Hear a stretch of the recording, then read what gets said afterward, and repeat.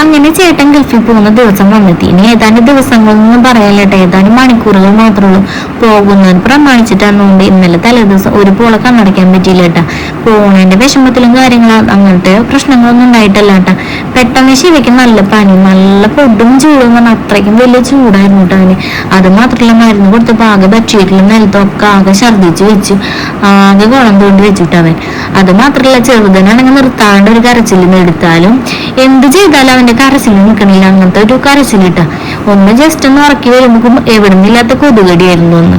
അത് കഴിഞ്ഞ് പിന്നെ ഒന്ന് ഉറങ്ങി വരുമ്പോക്കും പിന്നെയും ചെറുതെഞ്ച് കരച്ചിലായി. അതിനിടയ്ക്ക് ശിവയുടെ പനിയുള്ള കാരണം അതൊരു ടെൻഷനായിരുന്നു അവന്.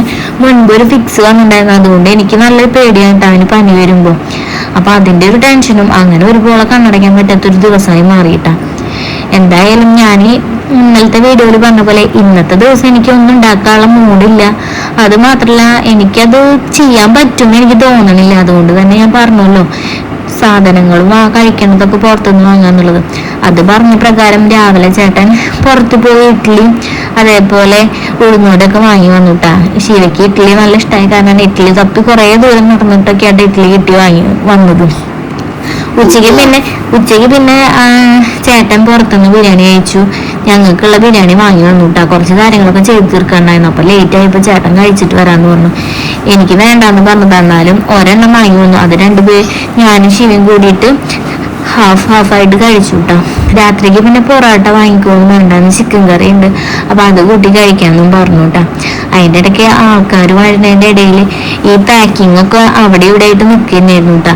ഞാൻ ഉച്ചയുണ്ട് ഡ്രസ്സ് തേക്കാൻ തന്നെ തുടങ്ങുമ്പോ കുറെ നേരം കഴിഞ്ഞിട്ടാണ് ചേട്ടൻ വന്നിട്ട് പെട്ടിക്ക് പാക്ക് ചെയ്യാൻ തുടങ്ങിയത് തന്നെ കേട്ടോ. അപ്പോക്കും ഓരോ കാര്യങ്ങളായിട്ട് പുറത്തേക്ക് വന്നു, പോണ്ടൊക്കെ വന്നു കേട്ടോ. അവസാനം എന്റെ ടെൻഷനായി. പെട്ടി പാക്ക് ചെയ്ത് കഴിഞ്ഞിട്ടില്ല, 9 മണി 9:30 പെട്ടി പാക്ക് ചെയ്യുമ്പോ തന്നെ.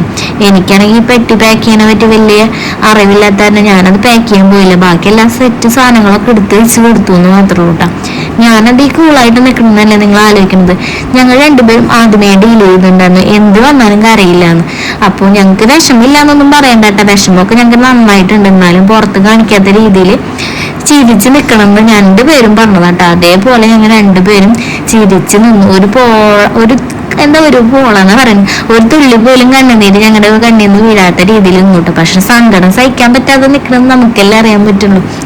എന്നാലും ശിവ ചേട്ടന്മാരുള്ള കാരണം ശിവയ്ക്ക് വല്ല പ്രശ്നങ്ങളൊന്നും ഉണ്ടാകുന്നില്ല കേട്ടോ. ഇവിടുന്ന് പോയി 11 മണിക്കാണ് പോയത് രാത്രി. ഞായറാഴ്ച രാവിലെ 5:55 ഫ്ലൈറ്റ്. പോയപ്പോഴും എനിക്ക് അന്നത്തെ ദിവസം എനിക്ക് ഉറക്കണ്ടാകുന്നില്ല കേട്ടോ. രാത്രി ചേട്ടൻ എങ്ങനെയും പോയി കഴിഞ്ഞാൽ എനിക്ക് ഉറക്കം അല്ലെങ്കിലും ഉണ്ടാവാറില്ല കേട്ടോ. പിന്നെ അത് മാത്രമല്ല എയർ ഇന്ത്യയിലെ പോകണമെന്നുള്ളൊരു ടെൻഷൻ, വലിയൊരു ടെൻഷൻ തന്നെയായിരുന്നു കേട്ടോ. പിന്നെ കുഴപ്പമില്ലാത്ത രീതിയിൽ, ഒരു പ്രശ്നമില്ലാത്ത രീതിയിൽ ചേട്ടനെ അവിടെ എത്തി വിളിച്ചപ്പോഴാണ് എനിക്ക് സമാധാനമായത്. അപ്പോൾ ഒട്ടും പ്രതീക്ഷിക്കാത്തൊരു ഗൾഫ് പോക്ക് തന്നെയായിരുന്നു കേട്ടോ.